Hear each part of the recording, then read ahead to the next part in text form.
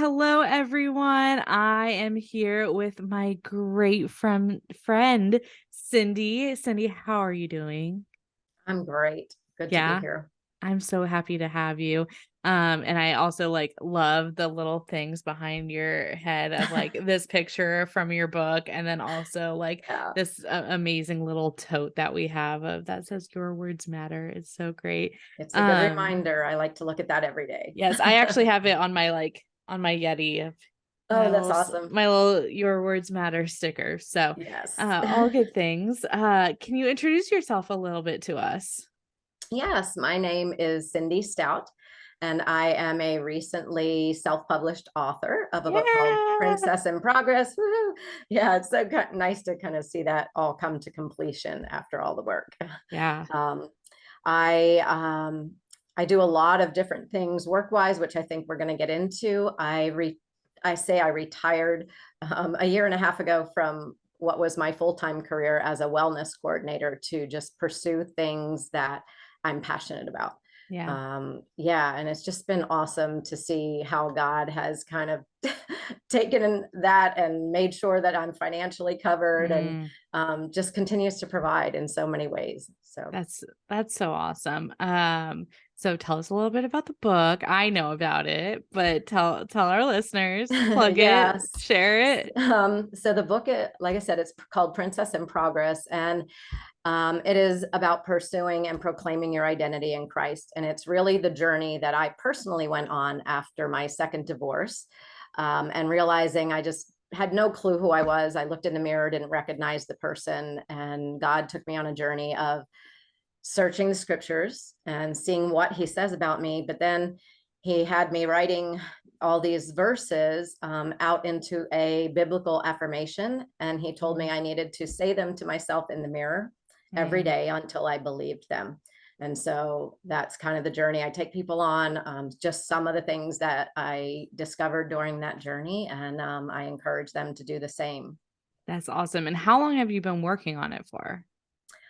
Oh gosh, it from start to finish, probably about 3 years it took me. Wow. Yeah. So just recently retired, meaning you were also writing and working on this while you were also Yeah, working. absolutely. Yeah, So that's a tell me, funny. yeah, tell Mm, us a little bit about that. yeah, so I started working on it probably about 9 months before COVID happened. Mm, And as I was coming into the end of 2019, I was just praying and probably grumbling a little bit to God, like, I don't have time. I have no time to write a book. And so then he coming into 2020 was like, I want you to um, cancel your cable, my Spectrum mm, cable. He's like, cancel that. So you have some time. I'm like, okay. And so I did that and still wasn't really making any progress. And I was just like, I'm just too busy, God, I'm just too busy. And then COVID happened. And mm, so I was working as a wellness coordinator for a large hospital system here in the Orlando area. And they had they called it redeployment during COVID. mm, And so you sign an agreement and they will pay you your normal pay. And you agree that if they need you somewhere else in the hospital system, that within 2 days of them contacting you, you will go and work wherever they ask you to go work. I was like, sure. So, I mean, I'm a wellness coordinator. I'm not clinical. I'm not a nurse. So right, there's not a whole lot of places they can use me in the right. system. So I'm getting paid my normal pay, not having to work, and Mm. then still not making progress in my book. I was like, okay, let's look in the mirror and see Oh, who's the yeah. who's the problem here. So yeah, it was really an interesting time with me and God, and just him Yeah. like very tenderly showing me like, okay, we have to make a plan to make this happen. Yeah. Yeah. And that's like really beautiful too, because that's God showing up and affirming what you were already working on. Right. Because Yeah. like he allowed and made for those things to happen in the Right. place, right? Like Yeah. the resistance, no offense, was within you. Right. Exactly. Yes. And then God, I'm like, showed ooh, up, right? yeah. Like I'm like, I don't it, have anyone else to blame anymore because it was like I was too busy with work. And then he took and I'm like, at nighttime, I have to do all the things at home, and then realized, wow, I do spend a lot of time. Like, even if I'm folding laundry, watching TV, it's like slow because I'm paying attention mm, to the TV show. So right. took that away. And then, oh, well, I have all these things to do after work. And then actually getting paid and not having to work, I was like, oh, wait, I don't have any excuses. I have a lot of free time and I'm still not really making progress. So yeah, it Right. was really good to kind of get that settled. Yeah, I think as difficult as the past 2.5 years have been for people, I think it was also kind of an awakening for a lot of other people in so many different ways. For me, it was like a lot about like being self-sustainable and like Mhm. I got my garden going and like doing those things of just kind of getting back in touch with my roots. And then for other people like yourself, it was like, no, this is a time of freedom for you. Mhm. Yeah, and it really made me when I went back to work, when they called us back, I only had to go into the office 2 days a week, where I had to be there 5 days a week prior. But Right. I realized, I really enjoy working from home. Like, I Yeah. wasn't sure I would, but I was like, I Mm, really enjoy it. And once I got that sorted out with God, I realized I can be really productive.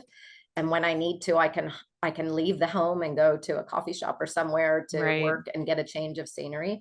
And so I think that was just like the beginning of me realizing, like, I'm going to be okay if I leave my job. Like, there's a lot of things I thought I needed from that job that I didn't. Yeah, yeah, for sure. And I think too, when I talk to people, I say they ask like, "Oh, what do you do?" And I'm like, "Hey, well, what answer do you want here?" Yes, me Because too. I do a lot. Yes. So like, I can go down the list, or I can give you the answer you're kind of expecting. I can do either one. Right. Yep, that's me too. So tell me a little bit about like your journey at work. And I also like I'm realizing with all these conversations that I have on the podcast, I also like need to ask like where where did work fit in terms of your faith journey? Meaning like did you come to Christ in this new workplace, or have you always been a Christian in this workplace, or what have you? What did that whole kind of landscape look like? Right. I did find, like, I was brought up in church, but I had no concept really of like a personal relationship with Jesus until Right. much later in life. Um, and so I was saved before I started that job at the hospital. Um, and it was interesting because going into that space and realizing, like, not everybody is, Right. and and not everybody's necessarily even receptive to you talking about it. Or we're having a company lunch, and I don't ask everybody to pray with me, but I pray, and realizing that it makes people uncomfortable. So it was interesting to navigate that. And to it's really important to me that when people see me, like, that's one of the first things they think of. Oh, she's a Christian. Like, she's an Mm, authentic, practicing, trying to walk the walk, which is the name of my ministry. mm. um, Someone that's really trying to live out their faith. And I want people to know that. And so to be able to figure a way to make that known in an atmosphere where maybe people are trying to keep that squashed a little bit. So Yeah. And tell me, like, and educate me. I would tend to think that when like you're working in the medical field in hospitals too, right? You said, is that right? yes. With hospitals, I would say like faith is a little bit more appropriate in that setting. Correct me if Right. I'm wrong. That's my stereotyped brain. Yeah, but I think that people these days are so worried about offending people, Mm, right? And right, so in organizations like that, large organizations, right, they're very concerned with making sure that everybody's equally represented, and that we're not showing favoritism one way or another. right. Um, and so I think they're just a little bit more sensitive to things like that, Mm, which you know I understand, I guess, like that's the law in some ways, right. like they have to make sure that, but like I said, like it was really important to me to make sure that, um, if somebody talks about Cyndi, the number one thing they should mention is her Mm, faith. So, mm. That's because it wasn't that way. Like I have a yeah. history of like drug abuse, drug addiction. I Mm, actually overdosed 3 times, woke up wow. twice in the emergency room with the same emergency room nurse. Um, and Wow. so like I was known for being one way Mm, and I wanted to make sure that people not only saw the change, but knew why. There yeah. was a moment where God, after I had gotten saved, I was a manager of a gym, and one of my employees came in to work on her day off, and she was sitting in the office and just kind of slumped in her chair, and I was like, what are you doing here? Why are you here on your day off? And she started talking about some issues she was having at home, and she said, um, you wouldn't understand, you've got your life all together. And God like really convicted me in that moment, like you have to let people know where I brought you from, and that it was Mm, me that did it, and that I can do yeah. it for you. So yeah. Wow. Yeah, that's beautiful. And I think too, that's maybe one of the buckets that Christians kind of get put in is, you have your whole life together. I've lost friends over that before, of people who think that my life looks perfect and ideal and what have you. And of course, but it was a close friend. It was a close friend of mine, and our friendship suffered because that was her impression of me, when really it's not true. For those listening, Right. Cyndi and I were just talking about how my husband is recovering from operation to remove a cancer tumor. So promise you, life's not perfect here. Right. But yeah, that is a struggle. And I think too, um, I always struggle with allowing myself to be accessible to those people. And not people who would maybe fear speaking up in that regard. That gal who was sitting in your office, like Mhm. that, for I think for other people that might be a fearful thing to say to someone. Right. Like, your life looks perfect. That's a pretty bold statement to make to someone else, you know? Right. Yeah. And so, being able to have kind of that openness without glamorizing it, I guess, is Yeah. is what I struggle with too. So, what did it look like in your most recent job? What did it look like kind of practically for you? You know, you were talked about this woman who, came to your office, and you were able to minister to her.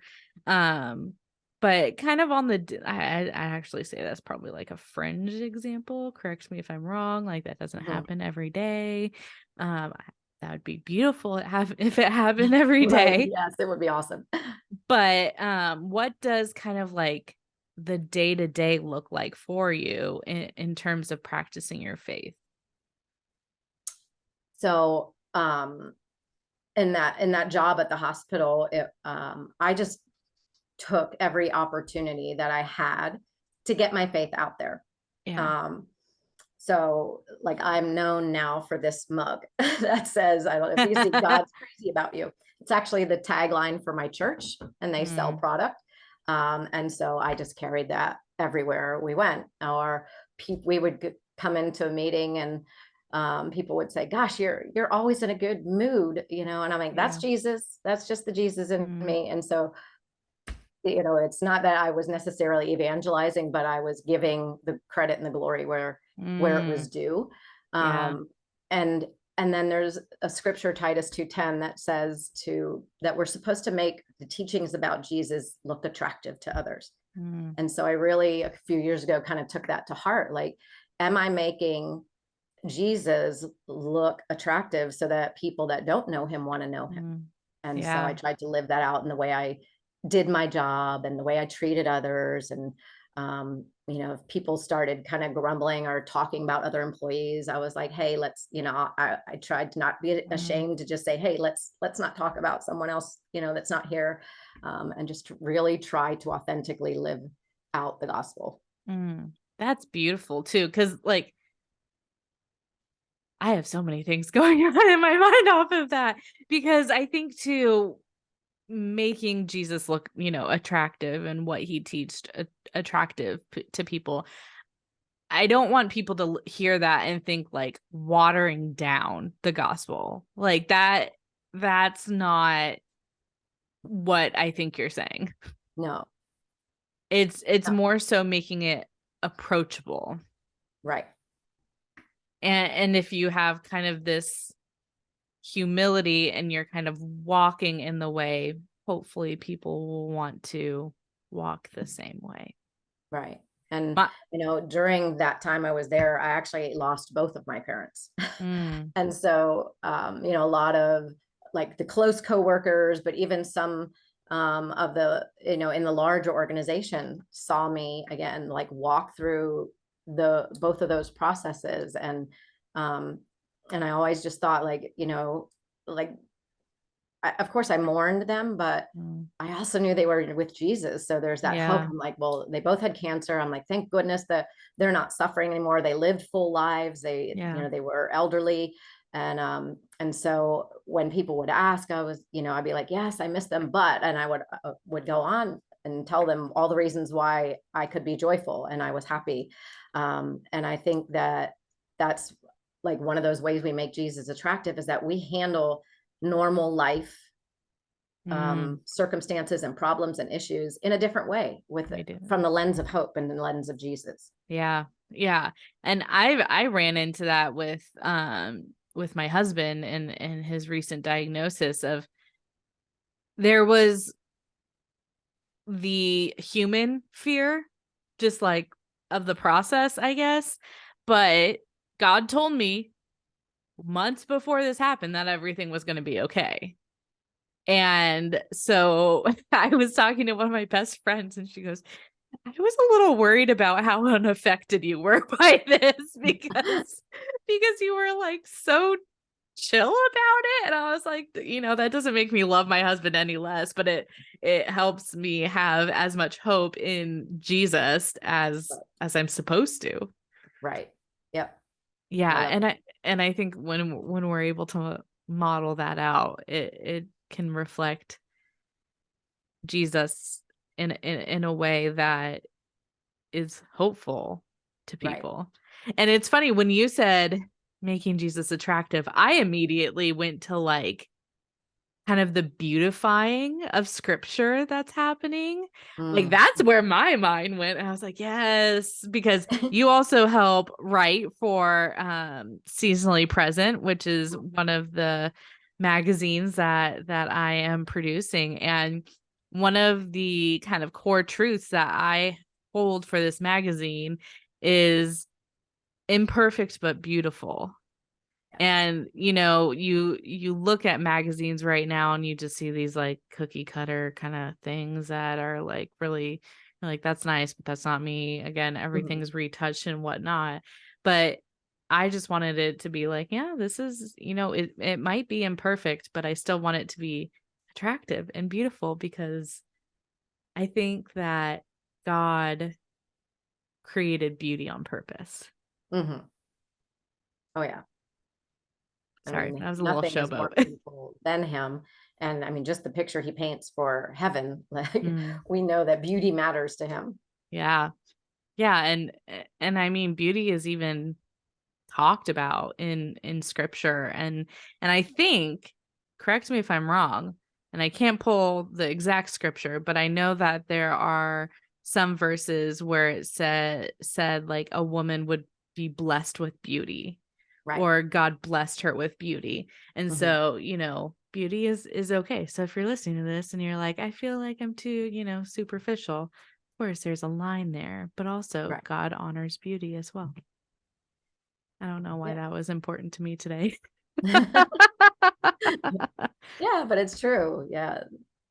So take me through a little bit of like a life in Cyndi, a day in the life of Cyndi when it came to um kind of your routine and your flow. I'm sorry, do you have kids? I don't. I have Okay. two cats. Two cats. I'm Okay. single. I'm divorced, single, with two cats. So Gotcha. yeah, it's Gotcha. just Because me. this always changes the conversation too of like whether or not you have kids. I don't have kids. So like my life looks very different than my neighbor who Yes. does have kids. Yes. So what does a day in the life of Cyndi look like? Yeah. So, when I retired from that full-time position, like you said, um, when people ask what I do a lot of things. Like my Jamaican friends tell me like I'm an honorary Jamaican because I have so many jobs. So day in the life of me, most of my mornings, I get up. The first thing I do is Bible study. So I start the day with God. Um, I would say on 80% of the days, I do my Bible study before I even touch my phone. Mhm. Um, and that's really important because I realize like I get really tied up in that. So I tried to make that a focus, but I always start my day in the word in some way. Some days I have a longer time, like I might have an hour and a half. Other days it might be 20 minutes, but I have to start there. I absolutely notice a difference if I don't, in how I approach the day, and how I'm able to handle the day. It's kind of like the hangry people when they don't eat. I get there Yes. that way when I don't eat Oh, the I bread of do. life in the morning. I'm much more enjoyable to be around when I've met with Jesus first. Yes. I love that. Yeah. And so then my mornings, one of the things I do to earn income is I teach fitness classes and do personal training. So most of my mornings are filled up with either teaching classes or training clients. And then I'll come home and get into some of the other things that I do. So I am a content writer for a nonprofit that does work in South Africa. So I can be doing any writing that I have to do for them. I am a life coach and mentor for survivors of trafficking and domestic violence. So if I have sessions scheduled there, I'll do those sessions. And then I'm working on additional books and coaching clients just kind of for myself. So I'll do that. Mm, wow. Busy. And what does your kind of involvement in like your local church look like? And how do you make sure to kind of prioritize that? Yeah. So I've been at my current church for about 11 years. And before that, I was at a nearby church. I was a youth leader there. So I was in youth ministry. When I came to this church, it was after my divorce, and I got involved in women's ministry, which I had not been involved in before. And about, I would say, a year and a half ago, they kind of did away with women's ministry. They're focusing more on just life groups. Like they want people to have small groups in Right. homes. And so we used to gather as women on Monday evenings. First, it used to be every Monday evening. Then after COVID, it was once a month on a Monday evening. And then we had a 1 day retreat, which actually was really well attended, almost 300 people. And then after Wow. that, they kind of stopped women's Mm, ministry. So I mean, I still attend church there. Before COVID, I had started a women's Facebook group for our church. And my goal with that was to actually just bring women together virtually. But I've never been great with technology. So until COVID happened, all I really did was post here and there. And right. then COVID happened. And it was literally the women's ministry leader at that time, the day they shut everything down, they're like, we got to start doing online Bible studies through Facebook. Let's go. I'm like, Yes. okay. It was like God like pushed me out of the nest. And so we still do a weekly morning devotional through that Facebook group. We just finished going through my book. So we do book studies online. And I always invite people to come to my house if they want to, but everybody just does Zoom now. Yeah. So I stay involved that way, even though we don't have a formal women's ministry at our church. I try to keep the women unified a little bit through that Facebook group and page. Mm. So that's kind of my serving, I say my serving aspect. I think that would be maybe where I find the most challenge. Like, even though I know I'm serving in that capacity and what I do there, Yeah. I feel like it's not real serving. I don't know why. And so I always have this like, and I guess it's the enemy. I always have this like guilt, like I'm not doing enough to serve at my local Mm. church. But Yeah. yeah, I'm still doing that group and I will continue to do it. Because it's a passion of mine. So, Yeah. yeah. I love that. And in terms of, I haven't asked this question before on the podcast, but I'm just kind of curious of what you say. What could the church, capital C, do as a whole to help better minister to or support people that I call them the normal people, the people who go to work every day, the people who, because you have a lot of like moms groups and you have a lot of, you have like, I don't know, my church has like men's breakfast on Saturday morning. And I'm like, yeah, that's like all good.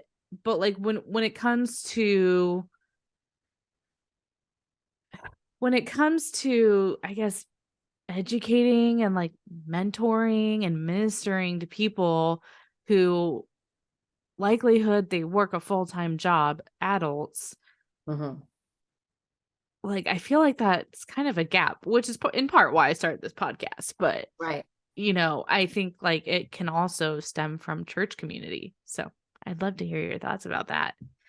Yeah. I mean, one thing I think we talk about this in the writers community is like, if you want to know how you can serve people, ask them. Right. Yeah. And I feel like sometimes the big C church will just make decisions without maybe Mm, consulting the people they're making the decisions for. mm, Um, and I kind of think of the women's ministry when at my church, when I think about that, um, like women just love to get together face to face. Like right. we're just that way. And so I know that a lot of women still struggle with the fact that we don't do that as a Mm, group. So I think checking in with those who work, like we have these prayer nights. We have actually one coming up. It's a prayer and worship night at church. It starts at 6:30. And that's, in my opinion, especially like with traffic and people getting home and trying to yeah. eat, and if you have kids trying to get kids fed, that's really a long shot to get Yeah. there by 6:30. And I kind of, I made a comment on the post about the event. I'm like, hey, like I personally teach till class till 7:15 on Wednesday nights, so Yeah. I can't make it.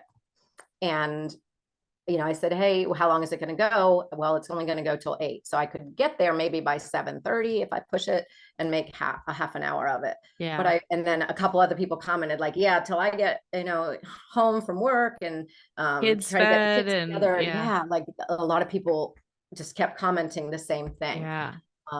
And so, and I know the same thing, like at our church, they have once a month, they call it the gathering. And it was to replace the women's nights and the men's nights and things that we used to have. And it's this gathering where they come together once a month on a Wednesday and they try to get people connected so they can start small groups. Well, again, I tell them, I'm like, I teach on Wednesday nights, every Wednesday night. So if I am even to try to come to one of those, I would have to get coverage for my class, Right. my work. And so it's not a realistic, for even someone like me. Yeah. And then I think about, healthcare workers, or I'm around the theme parks. So we've got Universal and Disney and stuff. So Mhm. people have weird schedules, never always Yeah.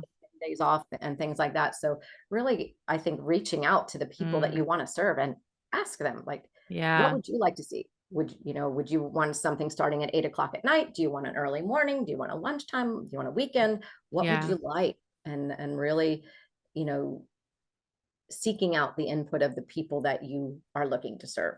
Yeah. I think you said a lot of good things there. And I don't want people listening to think that like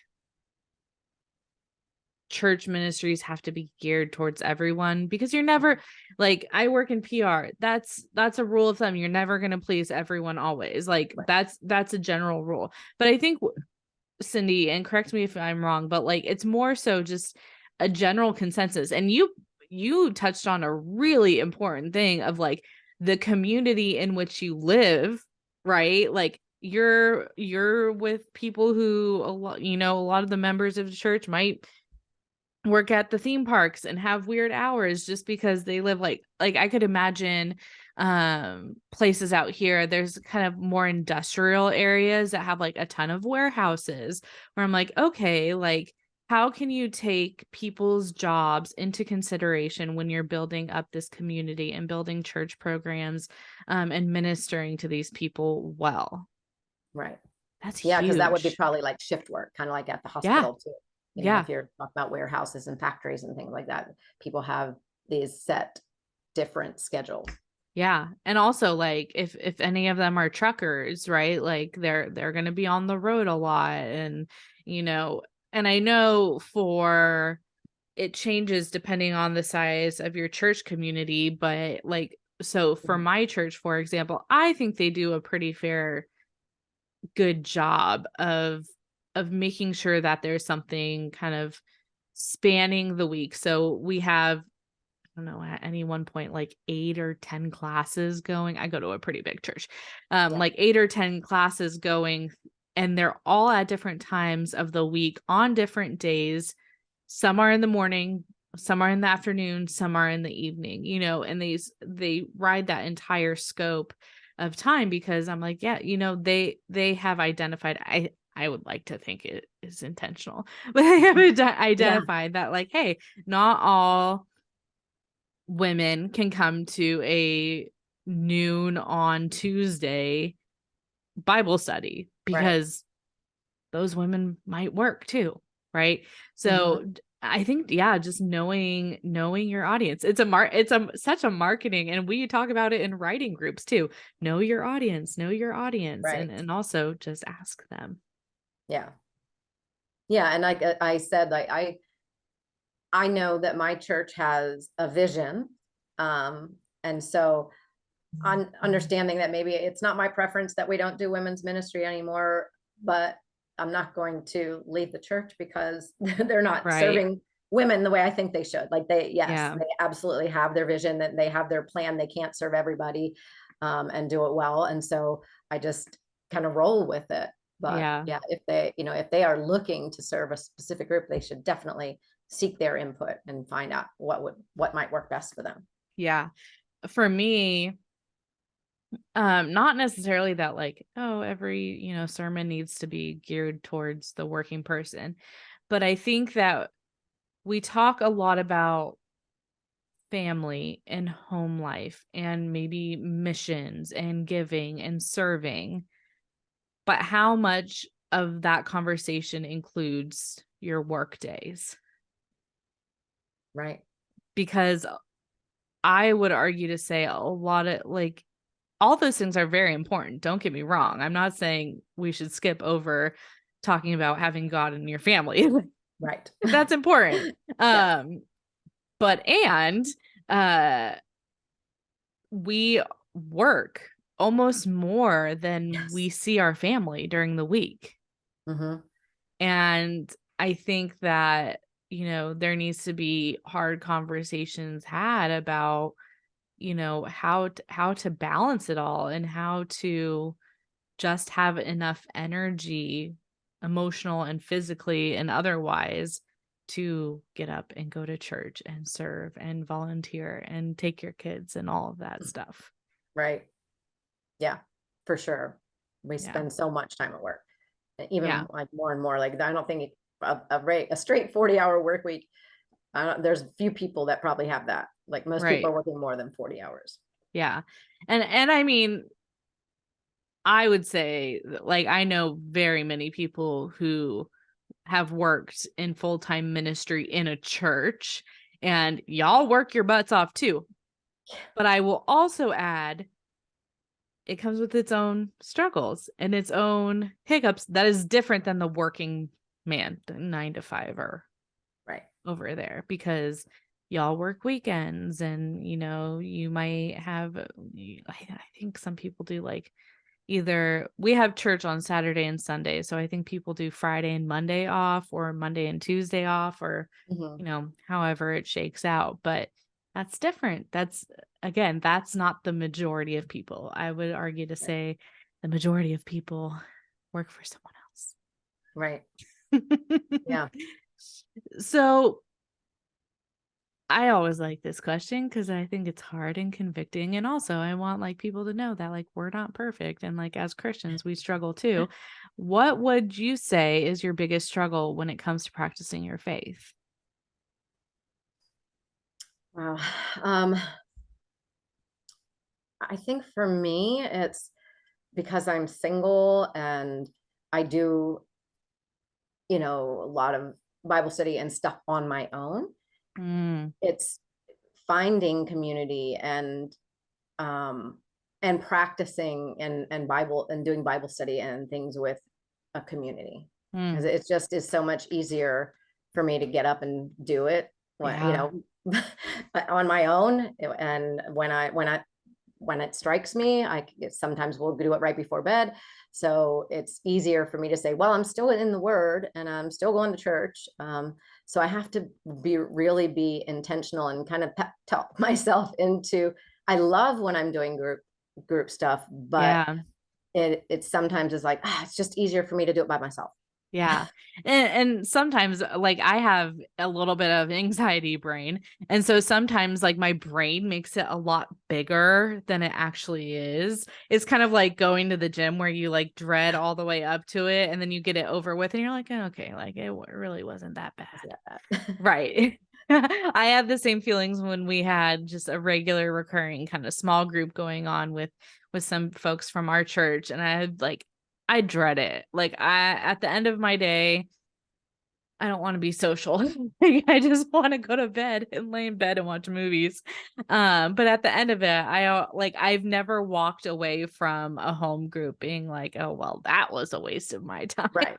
I'll never get that time back. Yeah, no, it's never like that. But like you said, like at the end of the day, my morning, well, most of my day, most of the things I do, like I'm teaching classes. So I'm talking all the time. I'm personal training people, so I'm talking, explaining, correcting, I'm coaching people. So I'm like talking all day long. And sometimes I'm like, I just Mm, don't want to talk anymore. Even if it's about the word, I don't want to talk yeah. anymore.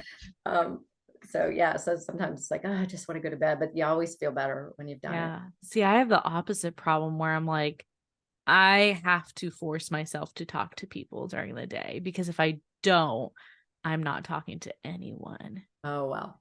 Like, my husband can't currently talk, so now I really can't talk to anyone. Right. But, Well, like, he he's can off talk. in He's just his not talking back. yeah, like, we've been texting a lot. Hey, it works. It works, but, like, he's off in his office, I'm up in here in my office, we don't have kids, we don't live with anyone else, and I realize I'm like, there's some days I don't even, like, go outside. That has since changed since I blew my garden, but, like, there was a time, especially over COVID, like, where I'm like, "I didn't go outside today. I should probably change that," or, like, "I didn't talk to anyone today.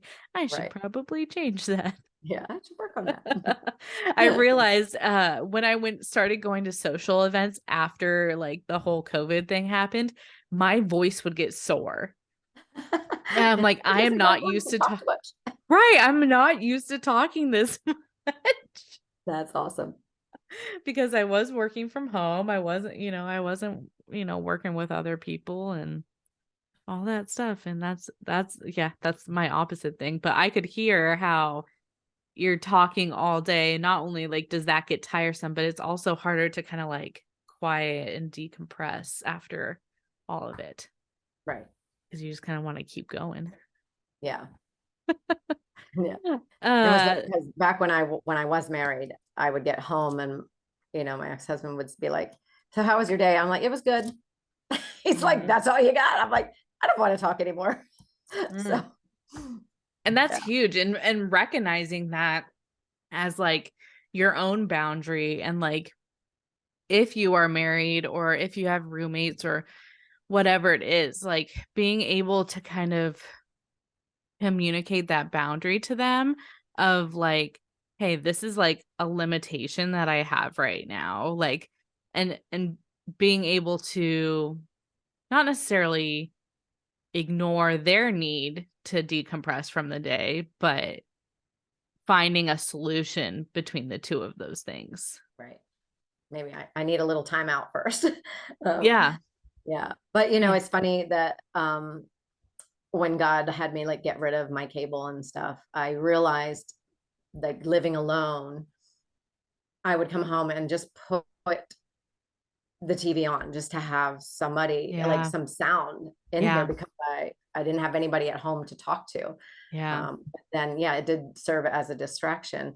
And I realized like maybe because I'm talking all the time for work, like I get used to having sound all the time when God, like he says, be still. And Yeah.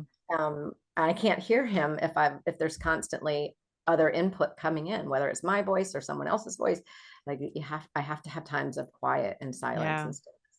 Yeah, and I realized I read something, I can't even remember where I read it, but I wish I could remember so I can give the person credit, but it was saying how you get to know the voices around you.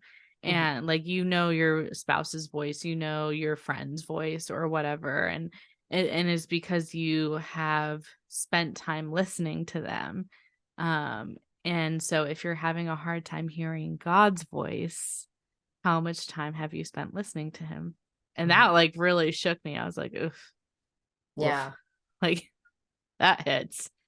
Yes. And there was a time, there's been church homes where, um, there's the philosophy that, women can't teach men, or almost like, Right. men are kind of above us in the hierarchy, patriarchy. And so for a long time, I had this doubt when I would, I'd be in my quiet time and I'm journaling and getting stuff from God. And then I'd be like, oh, like, was that from you? And then, Mm. you know, sometimes it was the same day I'd go to church and the pastor would speak it from stage and I'm like, oh yeah, okay, that was you, God. But I wouldn't believe it until it was validated by Mm. someone else. I Yeah. doubted that I was hearing from him until it was validated by someone else. And so I had this time about a year and a half ago where God really kind of solidified that for me. Like, listen, I'm speaking to you. Yes, you know my Right. voice. You've confirmed it enough times now. Like, just Right. trust that you're hearing my voice. Yeah. Yeah, and save you some of that lag time, Yes. I guess, and just getting God to move in the moment. And Right. yeah, that's huge. I think too, like for me, when it comes to hearing God's voice, it's very like absolute. I'm writing a devotional right now, and it's like if you have to ask if it's God's voice, it probably isn't. It probably isn't. Like if you question it, then you're like, okay, that like God's voice is very absolute, at least in my brain and how he talks to me. So, Right. Yeah. Cyndi, this has been lovely. I always like to wrap up with one final question for our listeners, and that is what is one faith building practice that they can implement into their life this week to move them closer to God?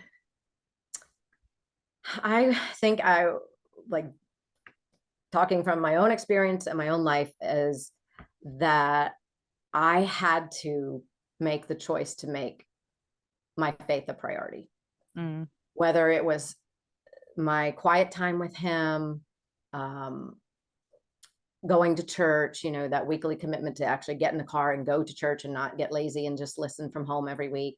yeah. But I had to make it a priority. And there was a time when, and I coach people through this all the time, like I literally had to put it in my calendar and block off the time and say like, this is my time, and it's an appointment that I have to keep, like it's an appointment Mhm. with my boss.